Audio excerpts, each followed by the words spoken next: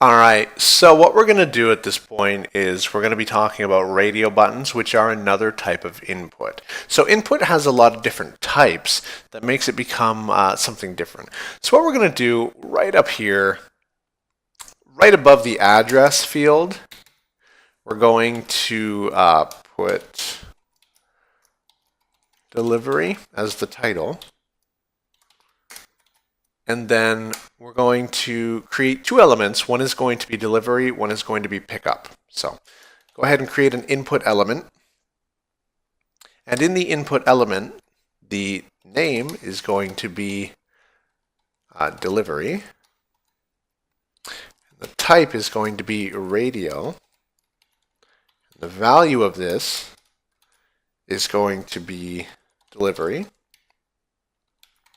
And that gets a bit confusing, but you guys will see in a moment how it connects.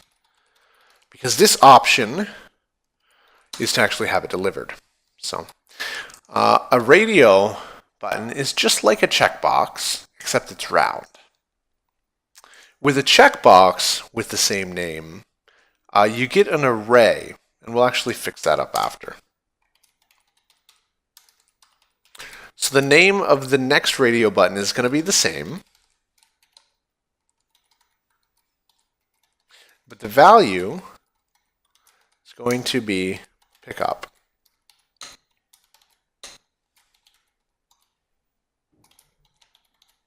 I'm going to save this and refresh. Now, what you guys will notice is that when I check one of them, the other one unchecks.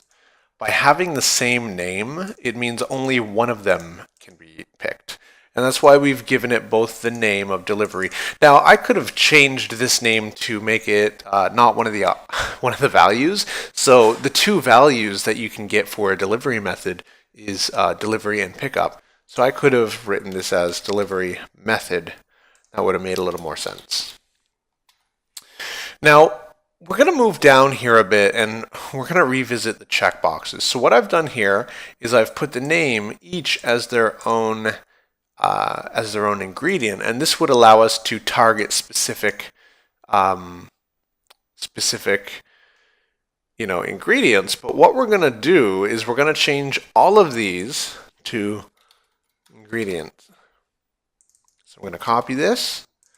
I'm going to paste it in the name attribute of each one. Now, the problem with this, okay, if we refresh, we can still select many, unlike with the radio buttons. With the radio buttons, you can only select one, but with checkboxes, you can always select however many you want. But now, within the element itself, it doesn't know what its value is.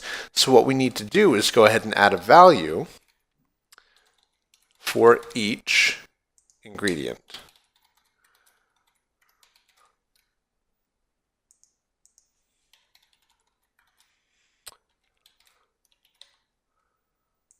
So just follow along, guys. Update your page if you've been following along, which I hope you have.